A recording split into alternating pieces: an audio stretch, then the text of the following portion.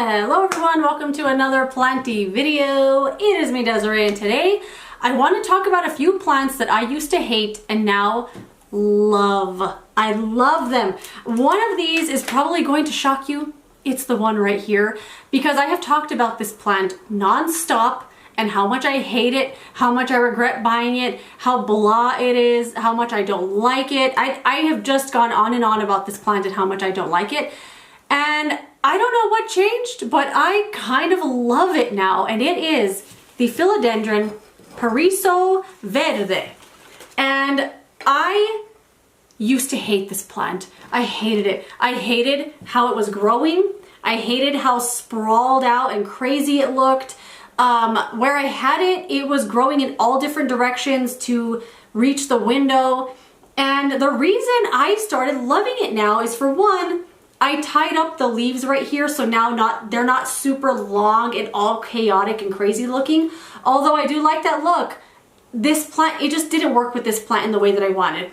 So I tied up the leaves with a little bit of plant Velcro.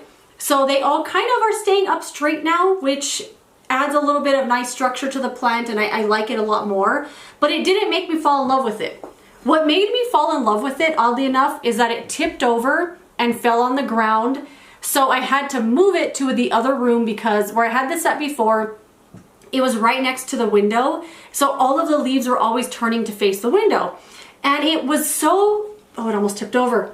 It was so annoying because the leaves would change within a matter of days. They'd be like really close to the windowsill, to the actual window, I mean. And we have the kind of blinds that you just pull down with your hand, and then when you want to pull them up, you just like push them up. So every single night, we're pulling down the blind and it would hit the plant because I would turn it, literally just a couple days later, all the leaves are right against the window again.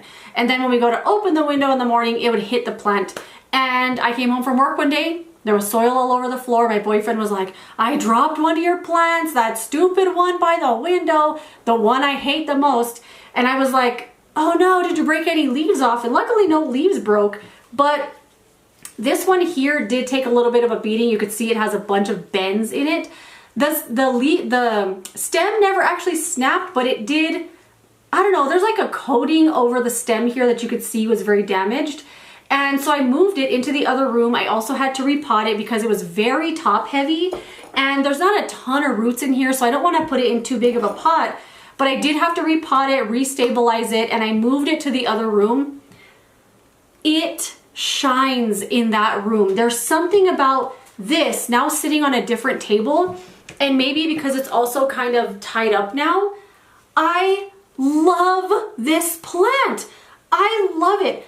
I'm not joking when I say I have dreamed about this plant dying. And literally when my boyfriend said it dropped on the ground, I was like, for a split second I thought, did all of the plant crack off and I had to throw it in the trash now? Like I secretly was excited about it dying. But now that I redid it and moved it to the other room, I'm shocked at myself because I freaking love it. Look how cool it looks now. Just a couple months ago, I would have seen this and said, this looks crazy, I hate it. And now it's the coolest plant in the world. It has beautiful leaves with some really nice variegation. I mean, not all of the leaves are growing with variegation anymore. And that's okay for me, you know, I still like the leaf shape a lot. I think it's still very cool. It's working on another leaf right here. It just put out this little baby leaf right here. And I love it. I kind of freaking love it now. If I remembered to, I will insert a little picture here of how I have it now and the table that it's sitting on and how cool it looks. I just love it. I can't get over it, and I am shocked with myself because if you have been a viewer of mine, you know how much I hate this plant. But you know what? I love it. I love it. I literally go look at it every day and just go like, wow. Imagine that. Imagine that. Okay. Another plant I used to hate and now I freaking love is the Hoya Crimson Queen. So I mentioned this plant in, was it this one or was it the Crimson Princess? I don't remember. But I did a Hoya ranking video a while back and this was probably on the bottom of the list. I just never really liked it. I don't know why. I think because there's so many other Hoyas out there and other plants I loved so much that this one never really did a lot for me.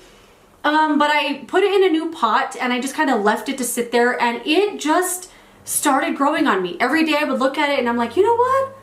Looking good, Hoya, looking good, queen. And then before you know it, I was looking forward to checking on it every day. I was like, wow, you're growing a new leaf. Good for you, queen. Like, I just loved this plant suddenly, and I can't get enough of it. It put out this whole stem here with this long thing, and it's putting out some new leaves. It's growing like a weed, and it's really beautiful now. I love it so much.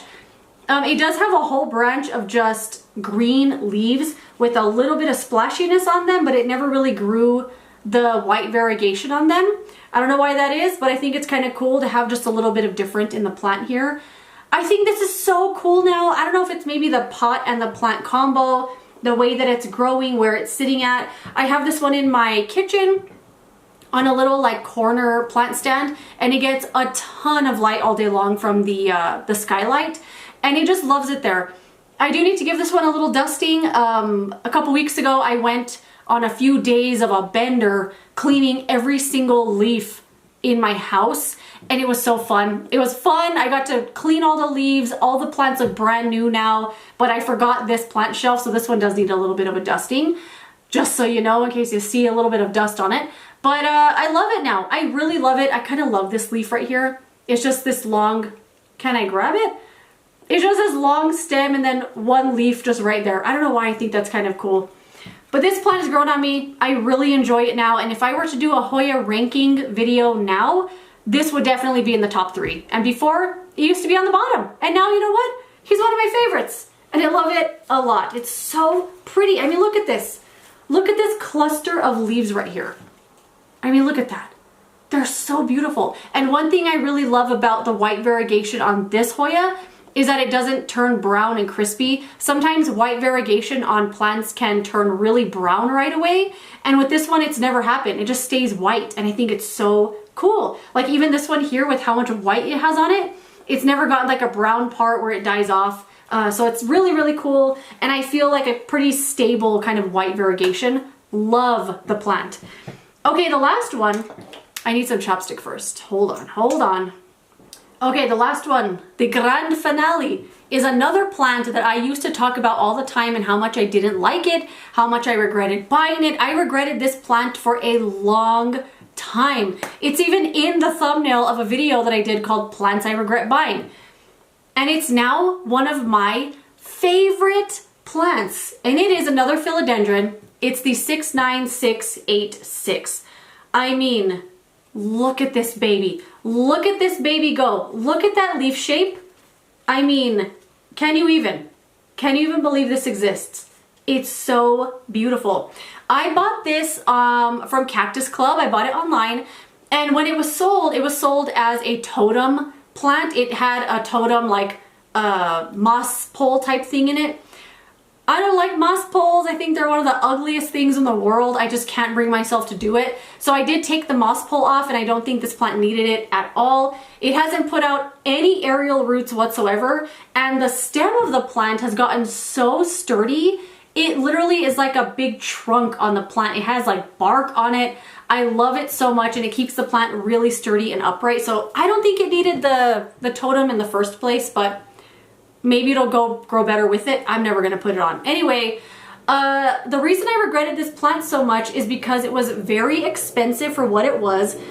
It came with that totem pole, which I didn't like. I feel like that just really added to the price of the plant.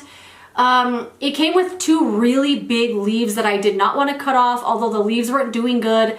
One of like the lobes on one of them died, so I cut that off, and then it looked really funny.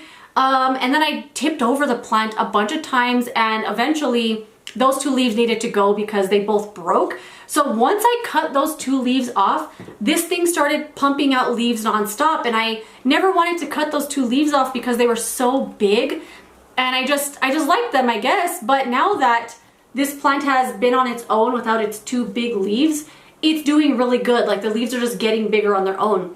I do have this in a room that's probably considered low light, and I feel like if I moved this to a higher light area, it'd probably do a lot better. The leaves would probably grow faster, because I find like 1 leaf takes a long time to grow.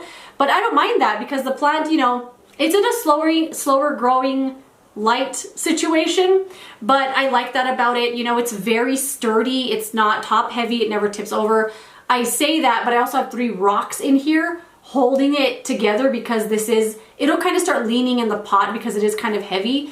But on its own, it does really well. I just like to have the rocks in there for a little stability. But I love this plant now. I literally go look at this all the freaking time.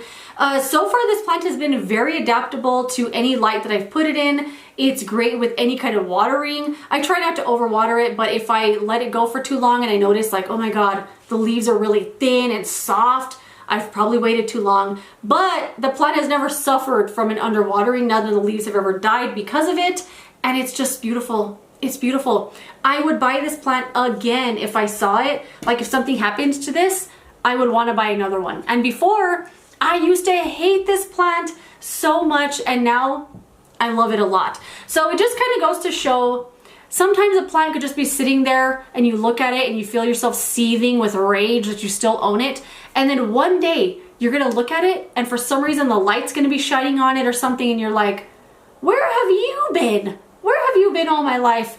And I don't know, it's just kind of cool that stuff like that happens. I love it. So let me know some plants you used to hate and now love. And do you still have that plant? Is it one that you ended up getting rid of and you repurchased later and you just realized how much you loved it? Or is it one that you've had sitting in your collection forever collecting dust and then one day you just saw it in a new light? I would love to know. Thank you so much for watching this video. If you enjoyed it, don't forget to give it a thumbs up, subscribe so you don't miss my next one, and I will see you later in another video. Goodbye.